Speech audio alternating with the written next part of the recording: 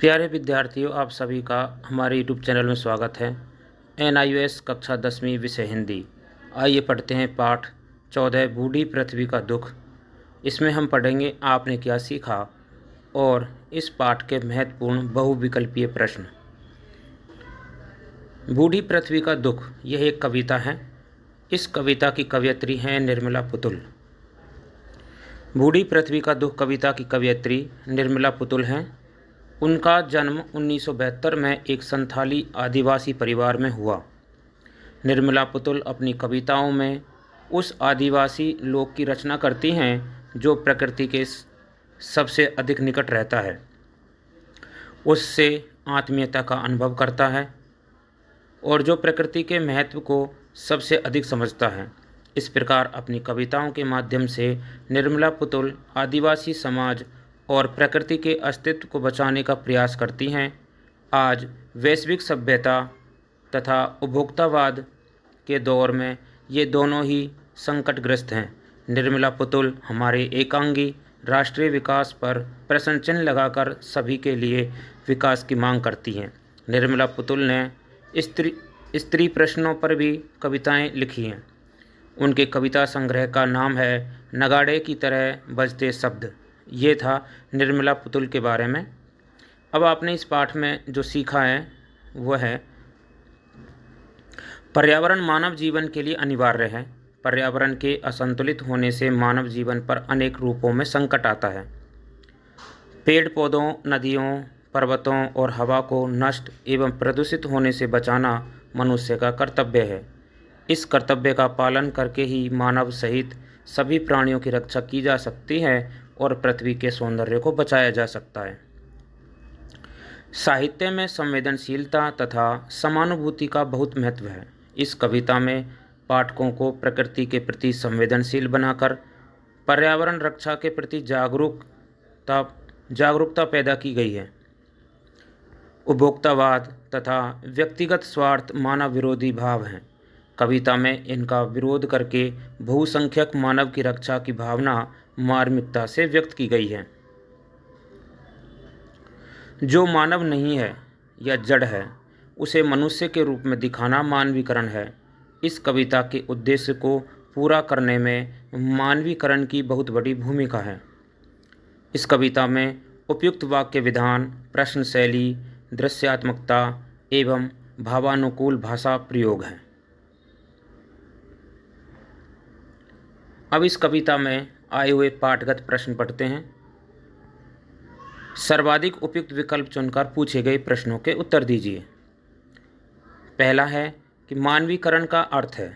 मानवीकरण का अर्थ होता है कि जो मानव नहीं उसे मानव के रूप में कल्पित करना मानवीकरण होता है, तो इसका विकल्प का सही है। दूसरा प्रश्न है कि पर्यावरण का अर्थ है।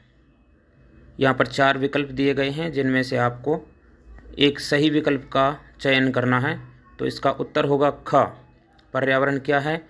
प्राकृतिक आपदाएं जैसे भूकंप, बाढ़, सूखा आदि। प्रश्न 3, कविता में पेड़ों के हजारों हजार हाथों के हिलने से अभिप्राय है।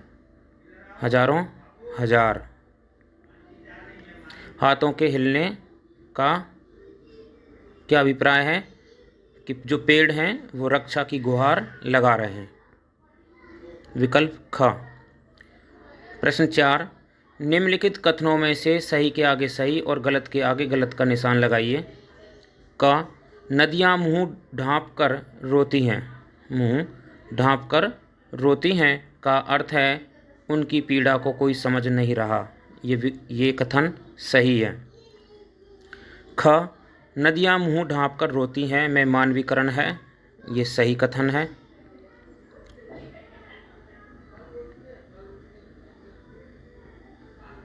प्राकृतिक संसाधनों का मनमाना उपयोग हमारा अधिकार है। ये कथन गलत है।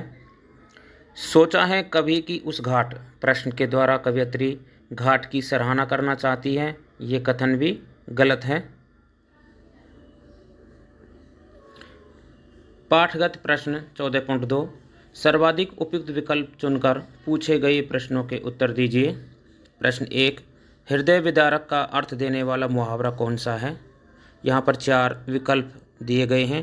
इनमें से जो प्रश्न है हृदय विदारक का अर्थ देने वाला मुहावरा है वो है उत्तर क, सीने पर पहाड़ रखा होना। प्रश्न 2 कि खून को उल्टियाँ करते अपने घर के पिछवाड़ पंक्तियों के माध्यम से कवयित्री कहना चाहती है। यहाँ पर 4 विकल्प दिए गए हैं, आपको इनको ढंग से पढ़ना है। तो इसका उत्तर होगा विकल्प का कि चंद लोगों के विकास की यातना झेलने वाले वर्ग की पीड़ा का संकेत करती है।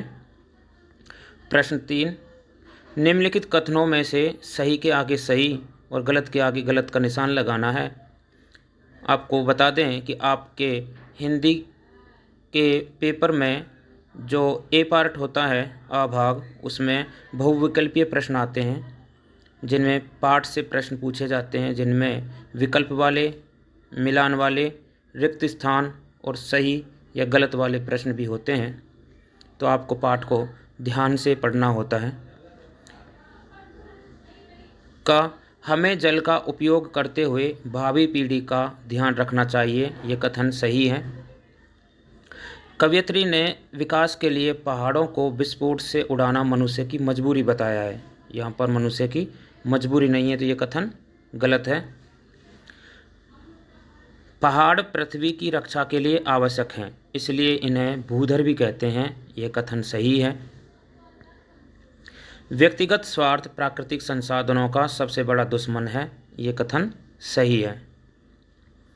पाठगत प्रश्न 14.3 सर्वाधिक उपयुक्त विकल्प चुनकर निम्नलिखित प्रश्नों के उत्तर दीजिए।